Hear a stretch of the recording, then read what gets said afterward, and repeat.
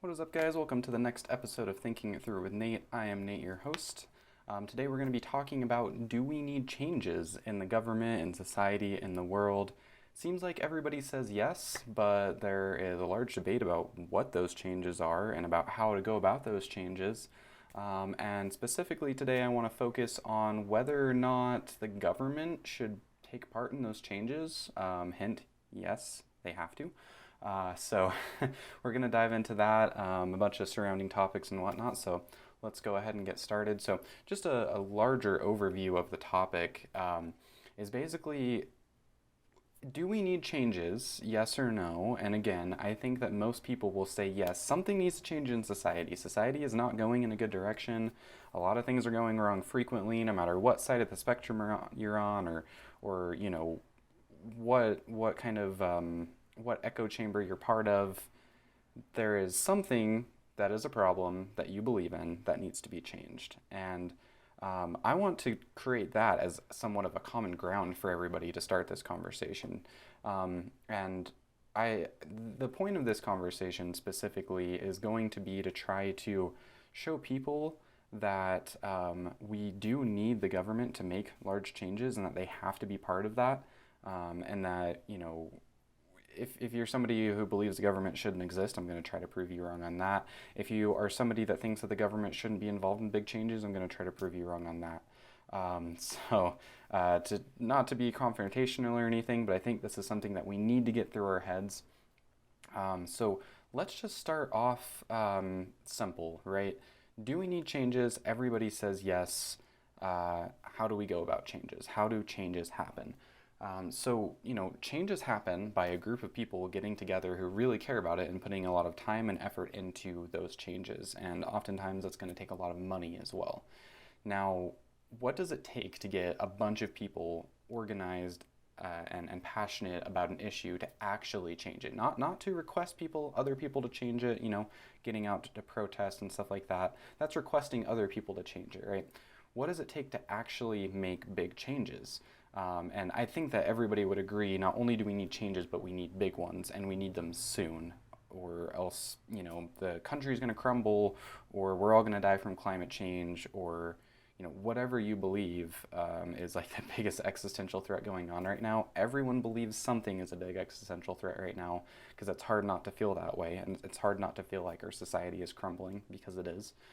And so what does it take to make a big change? Again, now, to do that, maybe it's possible to do that, like a citizen-led initiative or something like that, but our structure isn't currently set up that way, and most people don't want to take that much time out of their day, out of their year, out of their month, or whatever, to actually make these big changes.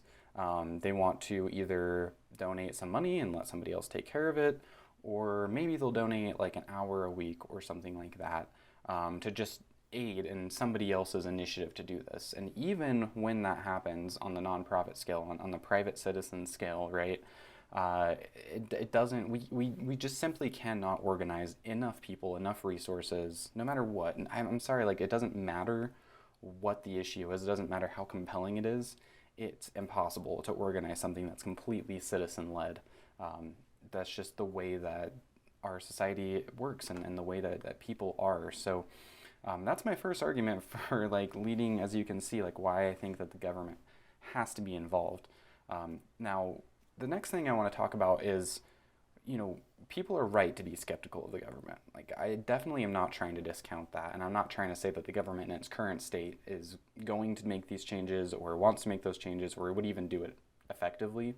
That's just obviously not the case. So I want to give a little bit of background onto, what the state of the government is right now. And right now I'm going to be talking about the federal government, the giant bloated carcass of federal government that we have in the United States right now that effectively does nothing and basically just makes people's lives more complicated and occasionally helps, right? So, if you're receiving benefits or anything like that, like obviously the government does play a role in helping your life, but like think back to the process that you had to go through to get those benefits though. I'm sure that you would agree that most of that process was pointless and unnecessary, There was so many questions that you had to answer that probably didn't actually play a role in them determining your benefits or not. It's all for their records and all this kind of stuff. Like, that's bureaucracy, right? So bureaucracy is a big problem of the federal government right now.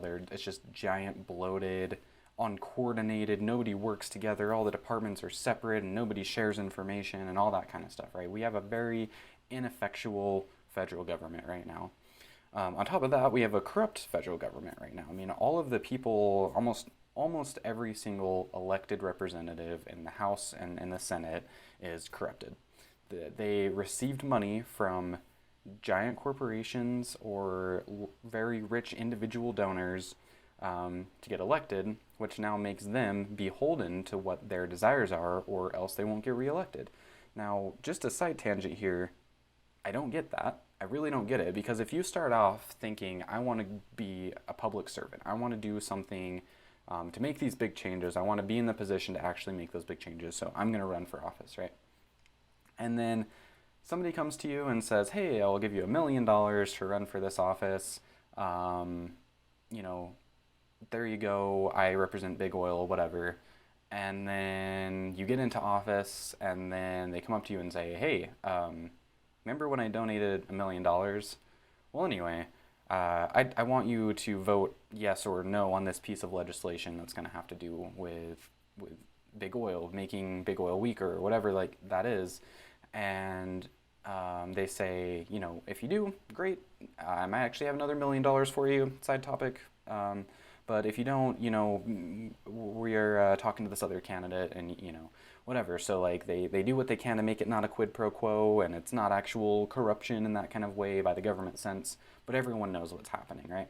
So if you're an elected candidate and you get to that point and somebody is telling you that, at that point, wouldn't something click in your head to say, oh crap, I messed up taking this money, and now I might not be able to get elected again if I don't take this money. So you know, I'm gonna vote my conscience, and if I lose, I lose, and that just sucks. I guess that's the situation of it. Like, wouldn't something go off in your head on that? Because, like, remember your motivation. Like, you ran for office because you wanted to make changes and make people's lives better.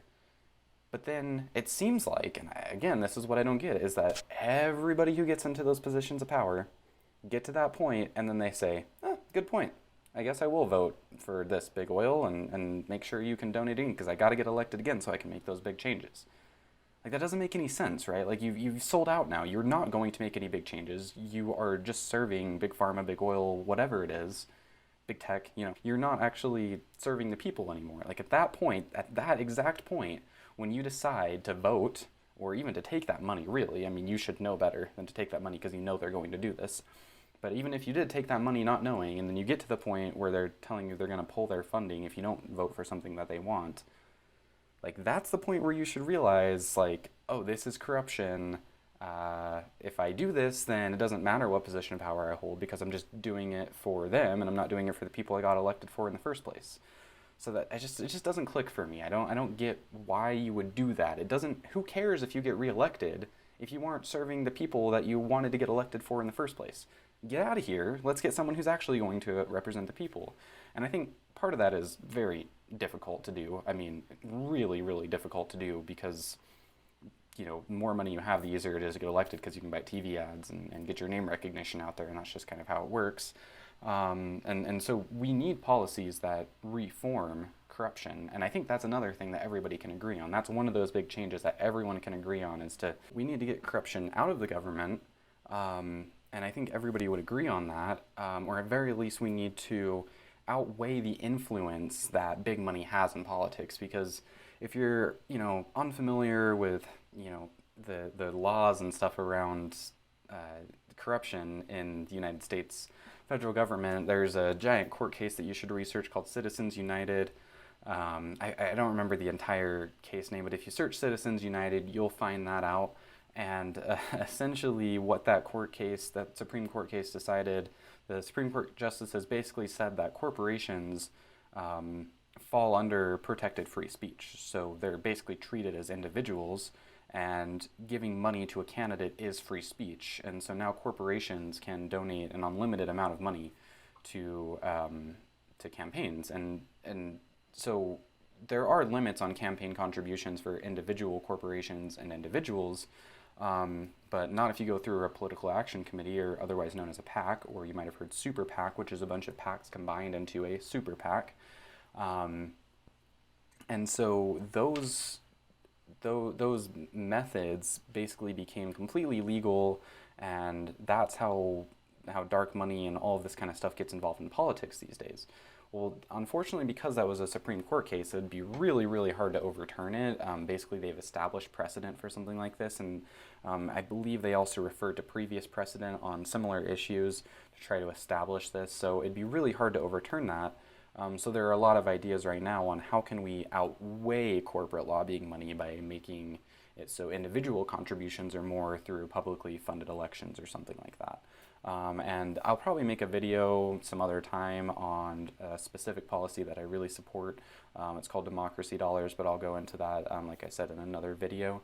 But this is just a side tangent on like what is wrong with the government right now, and what needs to change, because the government, I believe, is the only one that can make as big of changes as we need right now. So we first need to fix the government. We can't give up on it.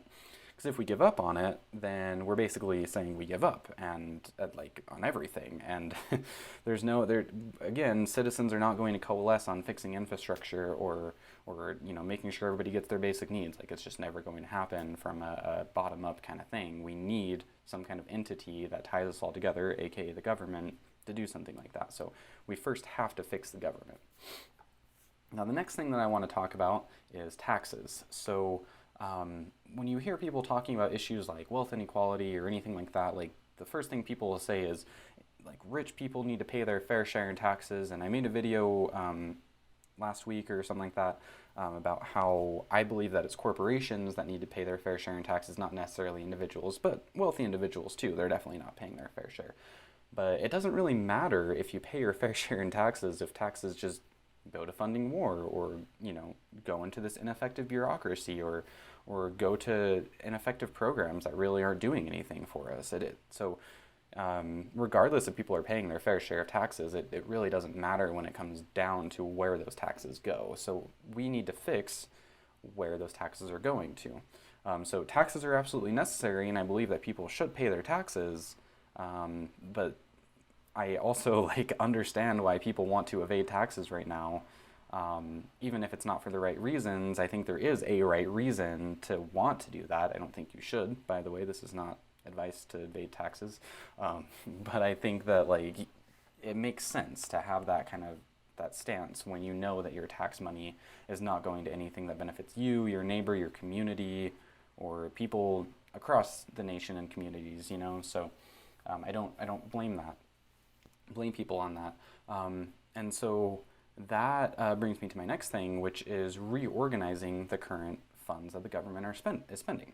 So we need to reorganize the way that the government is spending funds. I mean, we have a $800 billion a year military budget, and that's not including all of the hidden money that goes to the CIA and through the Pentagon for all these other secret ops projects. So we're probably well over $1 trillion for, military spending at large.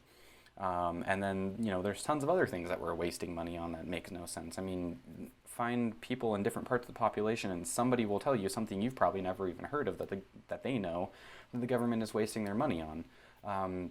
So, that's something that we need to do, is reorganize what the government is actually spending money on. Another thing that I personally think is important, as somebody who considers himself progressive and kind of on the left, is the welfare system. So oftentimes you hear the welfare system get critiqued from the right, but I'm going to critique it from the left here and say that the welfare system, while maybe good-hearted in nature to help people out, I believe in that, I truly do. And as I've talked in previous videos, I think a universal basic income is one of the best things that we can do. But the current welfare system is currently set up to encourage people not to succeed, right? So it's means tested, which basically means if you make a certain amount of money or less, then you can get the benefit, but if you make more than that, then you can't. And maybe that seems intuitively correct at first glance, but when you really think about the implications and the reality of what that does to somebody, say you get on a disability program, right? And now that pays all your bills, and you're able to eat off that, and you're recovering from that injury or whatever it is, and then you got to go get a job, and that job is going to be less or maybe barely more than your disability check. Well, why would you go work 40 hours a week now when you were doing nothing before to get the same amount or barely less money and then lose those previous benefits and be struggling to get by still? Um, Basically, that's encouraging you to stay on the welfare system, right? Like that's just it's a psychological thing. It's basic nature for humans that like I don't want to give up something good that I'm getting right now, and that's why I believe in universal basic income, because it's like you could be poor, you could be doing fine, but if you're poor and you're getting this UBI and then you get a job or you come up with a great idea or whatever and you start making money, you don't lose your UBI. You can continue to make that, and continue to be successful past that point. So there's no cutoff point where you have to fear that you're going to lose your benefits. Like just give it to everybody. It's that simple. It's really not that big of a deal, I don't think. And we could actually save money by cutting out these other welfare programs that encourage people to stay poor, and redirect that all to a universal basic income where maybe those people are getting the same amount in benefits, and everyone else is getting $1,000 a month now, but they're able to go to work and not lose those benefits. And I think that, like, most people want to succeed. Most people want social mobility. They want to be able to move up. They want to be able to move in general, to new and better places that they consider or whatever. But we're currently discouraging that. So I think we should encourage that and save some money at the federal level, and that's part of that reorganizing current funds that we have, and spending taxes wisely. Now, another thing that's kind of tangentially related to this topic is the deficit. I'm just going to come out and say the deficit doesn't matter. Like, can we just shut up about it? Like, seriously, the federal deficit does not matter. It does not affect anybody's daily life. It is not like a household budget. This is the federal U.S. government we're talking about, right? The largest government in the world, backed by the largest military in the world, and we would still be the largest military, by the way, even if we cut our military budget in half, right? So there's no concern here that like we're gonna default on this deficit and all of a sudden like the country's gonna be responsible for trillions of dollars of debt. Like, is that the point? Like, I never really understand what the point is when people bring up the deficit and we have to be concerned because this number is just going up. Like, what does the debt and the deficit matter? What does it matter? Like it doesn't. That's my point, is it actually doesn't matter. So I want to get that out there because that's very related to this conversation, but I think we need to get it through our heads that like the debt and the deficit do not affect our daily lives. I think that if we were wiser about our spending, we wouldn't be producing debt, but like at the same time, like the fact that the debt is increasing is not something that we like need to be wholeheartedly focused on right now. Like, let's go ahead and get like all of our people in our country fed. Like, let's go ahead and do that, and then and make sure that everyone's getting their UBI and has the chance at a true American dream, and we'll see how our economy booms at that point, and we'll probably have excess to start paying down our debt, and even more to be able to like increase infrastructure and stuff like that. Like, let's take care of our citizens. I think that should be our number one priority, and the debt and the deficit should never stop us from doing that. That's completely absurd, and I just really don't understand. And so I guess this is a good time to transition to my end point here. This is one of the points that people use to say that the government shouldn't be what helps fix these things, right? Oh, the responsibility should be on the individuals that are really wealthy in our country, and they should be contributing to helping people get out of poverty or helping people get fed or starting charities on their own. Like, all of that should be on the responsibility of the wealthy. Well, they're not doing it. They're not going to do it. Our country is set up to be inherently, the individual is taught to be inherently selfish, and it's everybody for themselves. That's how our economy and society is set up right now. And I think we should change that, but that still doesn't, even if that were the case, I really don't think that like individuals would, one, be able to, and two, would even take on that responsibility to help everybody else in society. Like, I just don't see that happening. And so that leaves the government. Like, the government is the only most powerful source to be able to do something like this. And if we had a truly self-governed society where the government was actually a true democracy and we were telling our representatives what we want and they listened and did it, then we would be able to take care of these big problems. We would actually be set up well to take care of these big issues and make these big changes that, again, I think everybody believes that big changes need to happen. And so the government, if the government isn't the one to pay for it, who's going to pay for it? That's my big question, is if you believe that big changes need to happen, but you're also one of those people who says, well, we can't give the government that much power, or, well, the debt and the deficit. Like, what are you proposing we actually do then to make those changes happen? Because again, individuals aren't going to do it. We're not going to coalesce as like a group of individuals and a citizen-led initiative that takes care of the, backed up ports or something like that. Like, that's never going to happen. So that's what I'm trying to understand is like, what are you proposing we do if not the government? If the government isn't the one to solve these big issues, who is? And my whole point is, out of everything that I've said is leading up to this point that no one. The government is the only entity that can actually handle these large-scale societal issues. And I understand that the government is currently corrupt, and I understand that they currently don't spend our taxes wisely. And then also from the left, I also understand that individuals aren't paying their fair share of taxes, so the government, doesn't even have necessarily the current resources to do that, although they might if they cut the military budget or whatever.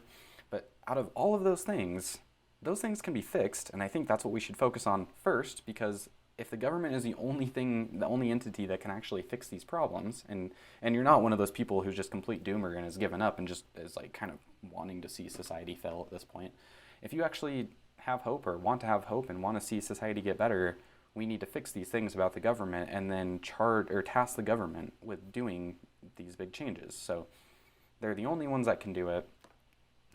We should task them to do it, and we just need to fix some things that are going on within the government, such as corruption, bloated bureaucracy, which refers to the bloated welfare system that we have right now that's just very ineffective and encourages people to not want to move up. And that's another thing too. It's like it's not the individual's problems who are stuck in that. Like, why do you think there's so many people who are stuck in the welfare system right now? It's because we're encouraging them to stay there, right? So I don't personally believe that there's millions of just like lazy individuals who honestly, like, when they were born and started coming up and got into the situation, like, wanted to just like not do anything and stick with welfare systems. Like, I truly believe that the majority of people, like almost everybody, wants something better for themselves. They want their life to be improved, and I think we should give them that opportunity, and the government's the only thing to do that. So so this has kind of been, I've been jumping around and stuff, but I hope that the point has gotten across. I really just want to get this point driven home that, like, we all need to get on the same page that the government is what needs to fix things, and then we need to fix the government first, and then we can start deciding on what is actually needing to be fixed and tasking the government with that, but they have to be the ones to do it. So, let's get that through our heads. Let's understand that there's no way out other than through large spending and government programs. Like, that's the only way. Something like universal basic income is obviously going to cost a lot of money, but it would be a huge good for a society. And we could fund it without adding to the debt and the deficit. Let's do it. Let's fix the government, and then let's, fix society and fix everybody's individual lives through the government, because they're the best entity to do that. But let's be wise about it. Let's learn from our past failures about big programs not working and about how corruption gets into the government, and let's fix those things. But the federal government, it's our only hope for making big change on the national level, because that's what they do. That's what they're there for. That's what our government is set up for. So again, we just need to fix it, and then we can actually start to make those changes that I think literally everybody knows that big changes need to happen right now. So that's what I wanted to talk about today. Thanks so much for listening to the rant. As always, my Patreon link will be down below. And if you're watching on YouTube or Patreon, the audio-only version link will be in the comments. If you're listening already on the audio-only version link, and you want to check out the video, that YouTube link will also be down in the description. Thanks so much for watching, everyone, and have a great one.